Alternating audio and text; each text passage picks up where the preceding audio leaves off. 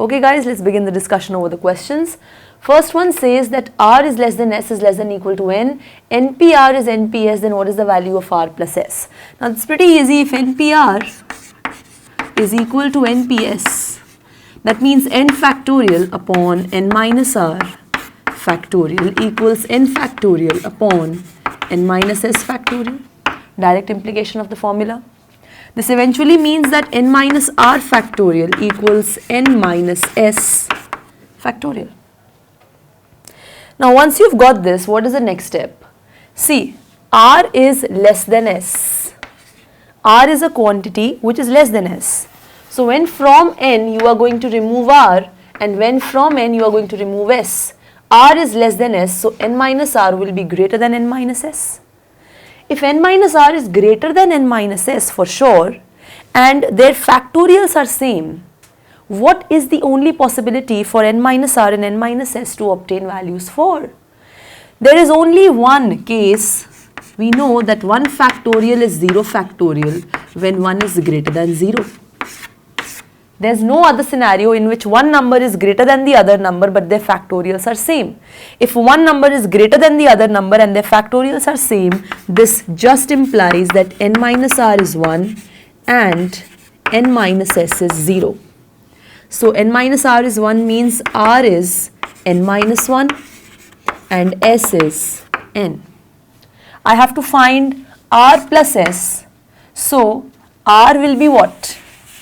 It is N minus 1 plus S is N. So you get 2N minus 1 as your answer. Your answer is option number B. Fine, pretty logical. Let's move on to the next question. We have E is given to us and that is equal to 8 to the power x. Then the value of x is what you need to determine. Now see, if you carefully observe the numerator 1, 2, 3, 4 up till 31, obviously E is nothing but 31 factorial whole upon.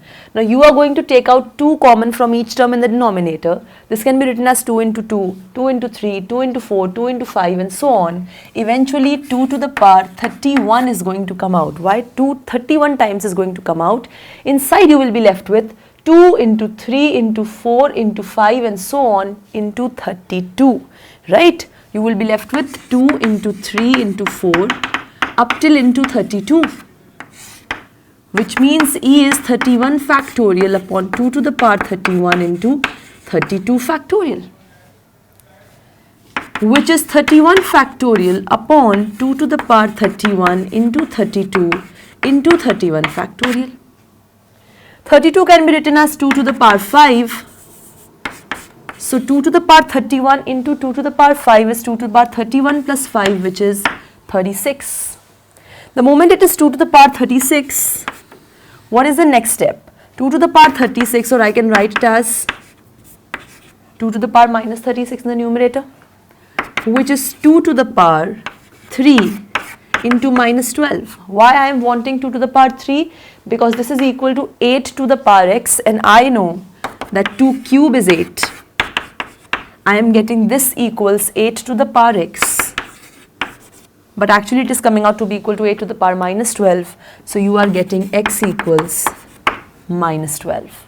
X is coming out to be minus 12. Moving to the next question, what is it that we have? Let's see. What is the exponent of 7 in 100 C50? Now for this, 2 things we need to know. One is, what is the exponent of 7 in 100 factorial? What is the exponent of 7 in 50 factorial? So exponent of 7 in 50 factorial is what? 50 by 7 greatest integer function plus 50 by 7 square greatest integer function, after which it is going to be 0. So we stop over here. This becomes 7 plus 1, which is 8. And then you need to know next exponent of 7 in 100 factorial, which is 100 upon 7 plus 100 upon 7 square. This eventually gives you 14 plus 2, which is 16, When you connect both of them, you basically get the exponent of 7 in 100C50. What is that? It is 16 minus twice of 8, which is 0. 16 minus twice of 8, which is 16 minus 16, which is 0. Clear? Moving on to the next one, we have, let Tn denote the number of triangles which can be formed by using the vertices of a regular polygon of n sides.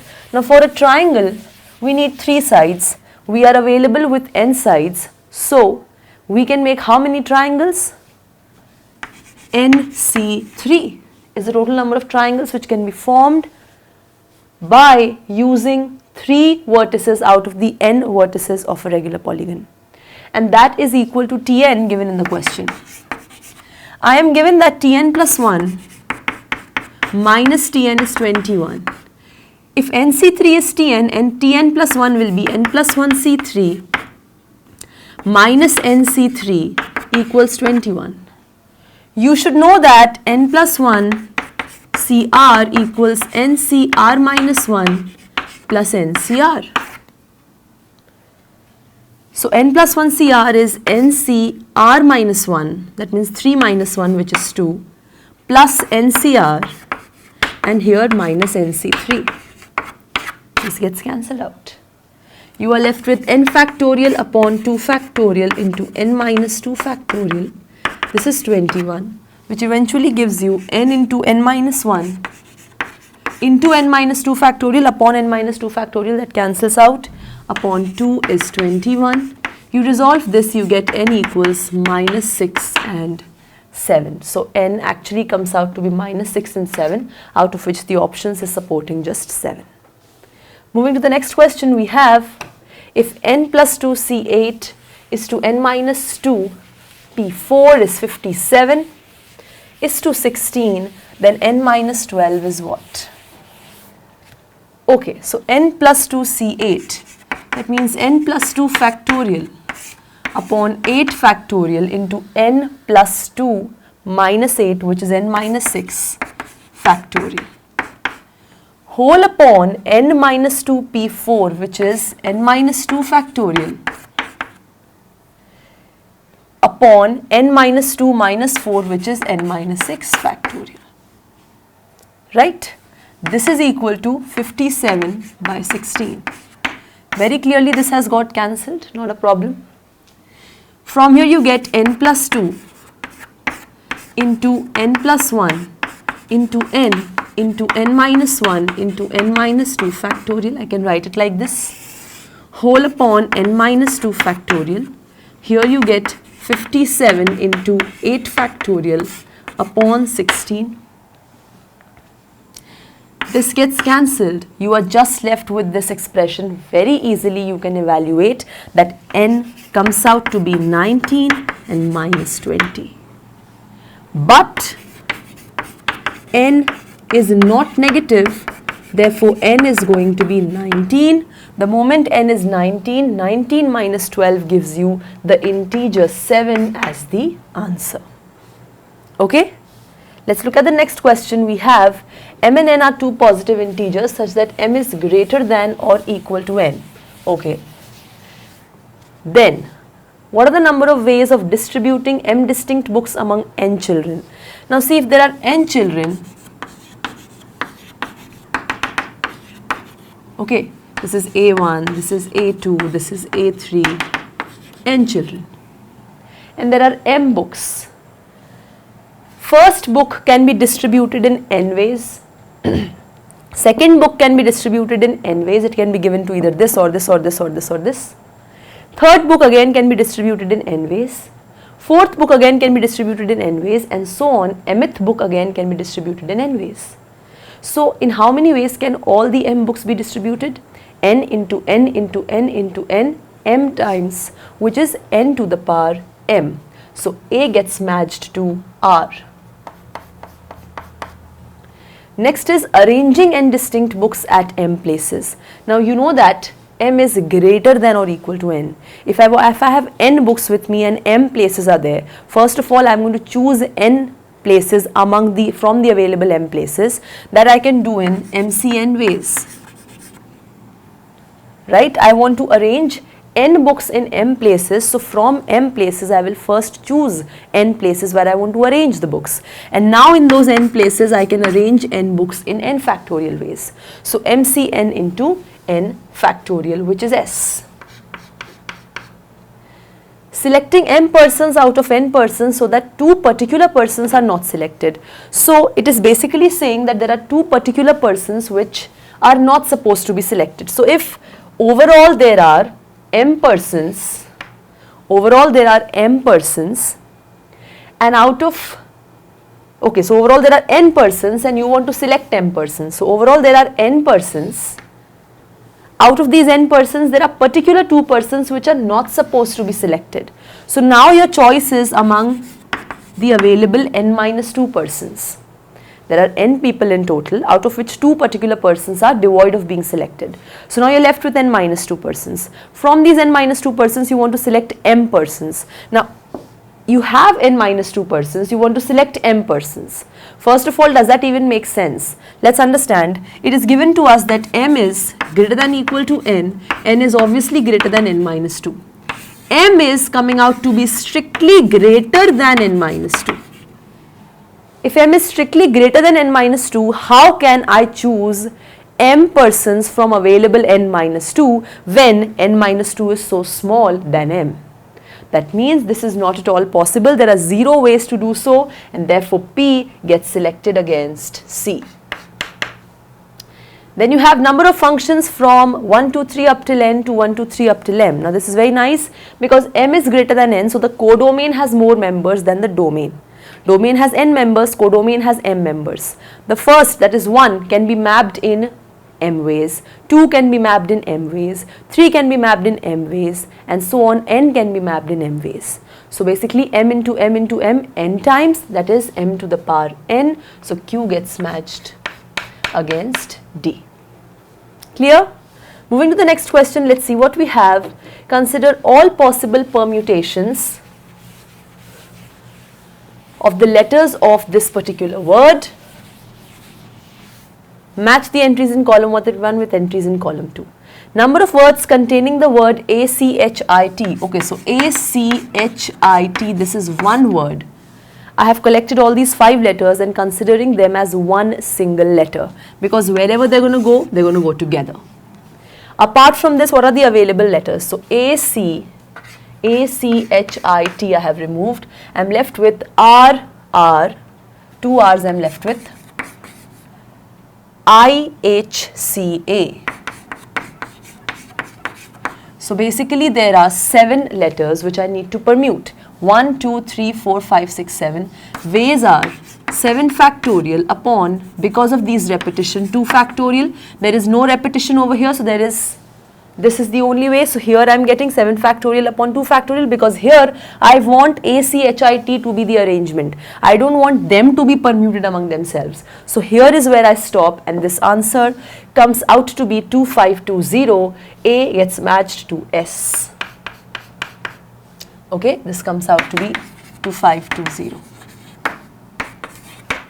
Then you have number of words beginning with RA and ending with AR. If it is fixed that they are beginning with RA and it is fixed that they are ending with AR, now what am I left with? Let's see. So A and R are blocked, R and A are blocked. CHITIHC. So 2 C's I am left with. Then 2 H's I am left with. Then 2 I's I am left with, and 1 T I am left with. Right? 2 C's, 2 I's, 2 H's, and 1 T. So this is fixed. How many ways can I permute these now? 1, 2, 3, 4, 5, 6, 7. 7 factorial upon 2 factorial into 2 factorial into 2 factorial, because there are 2 C's, 2 H's, and 2 I's. And this number comes out to be 630. Q gets matched. Next I have number of words in which vowels occur together, or vowels occur at the odd places. That's what it is saying. So vowels wish to occur at odd places. Now in here, if you try to carefully see what are the odd places, 1, 3, 5, 7, 9, 11. How many odd places are there? 6 odd places. And how many vowels are there? A, I, and A. 4 vowels are there and 6 odd places are there. First of all, 4 places out of 6 places can be selected in 4 ways. In those 4 selected places, 4 vowels can be arranged in 4 factorial upon 2 factorial into 2 factorial ways. Why? Because they are not 4 distinct vowels. It is actually A and I only. I is repeated twice, A is repeated twice. So this is the number of ways in which 4 vowels, that means 2 of the same kind and 2 of the other same kind, can be arranged in 4 available places out of 6 available places. But this is only the arrangement of vowels in odd places. Now I am left with what all words? I am left with R, C, H, T, H, A. So I am left with what? R, C, H, T, H. No, I am not left with A. I am just left with what? So this I have used, this I have used, this I have used, and this I have used. I am left with R, C, H, T, H, R. Right? Now that I am left with this is what? 1, 2, 3, 4, 5, 6. If vowels can be arranged in odd places in these many ways, remaining letters are these which can be arranged in the remaining places in how many ways? 6 factorial upon, so there are 2 R's and there are 2 H's. So this is 2 factorial into 2 factorial. Fine. This is your number of letters now. So it is R, C, H, T, H, R, and that is what it is, C. Okay, so R we have covered, C, H, T, H, C, R. So there is one more C. So actually this has to be 7 factorial and one more 2 factorial. Okay, so there are 7 letters, 2 C's, 2 R, 2 H's and 1 T. So this is the total number of ways of arranging the 4 vowels, out of which 2 are of one kind and 2 are of the other kind, in 4 odd places out of the 6 odd places, and in the rest of the ways, in the rest of the places you are arranging the available non-vowel letters or consonants. And that number comes out to be 56,700. So P gets matched against this. Then it is saying the number of words in which the word IIT appears. Okay. Now when I am talking about IIT, if I want this to occur, I am going to just consider this as one single letter. Now that I have considered IIT as one single letter, I gone, and T gone. I am now left with 1, 2, 3, 4, 5, 6, 7, 8. 8 letters, out of which now there are, this is R, A, C. Well, let me write R, R, R, R, A, A. Then I have C, C. And then I have H, H. So there are just 9 letters. 1, 2, 3, 4, 5, 6, 7, 8, 9. I can arrange them in 9 factorial upon 2 factorial, 2 factorial, 2 factorial, 2 factorial ways. I am not allowed to permute I, and T because I want this word to be like this wherever it is going. It cannot be ITI or TII, right? Now therefore, that number comes out to be 45360. So R gets shaded against it. Let's move on to the next question. We have the paragraph question which is talking about a specific function. Let's try to study the function. What is it saying? It's saying that phi is a function from the collection of all natural numbers to the collection of non-natural numbers such that phi is sending 1 to 1 and phi of any prime number to power n is equal to that prime number to the power n minus 1 into 1 less than that prime number. And this is very important for only p prime. Also one more feature is that phi of m into n is phi of m into phi of n provided HCF of m into n is 1. So they have to be co-prime numbers. In that case phi of m into n will be phi of m into phi of n. Question is, what is phi of 4n plus 2? Phi of 4n plus 2. Now I can write this as twice of 2n plus 1. I know that HCF of 2 and 2n plus 1 is 1. Because HCF of 2 and 2n plus 1 is 1, phi of 2 into 2n plus 1 is phi of 2 into phi of 2n plus 1. It's given in the question. What is phi of 2? 2 is a prime, the power is 1. So phi of 2 to the power 1 is 2 to the power 1 minus 1 into 2 minus 1 into phi of 2n plus 1. This is 1 into 1, 1, so you are just getting phi of 2n plus 1 because phi of 2 has come out to be equal to 1, so you are getting C as your correct answer. Let's talk about the next one. We have, if phi of 5 to the power n is 100, then value of n is what? Now see, this is pretty simple. 5 is again a prime number.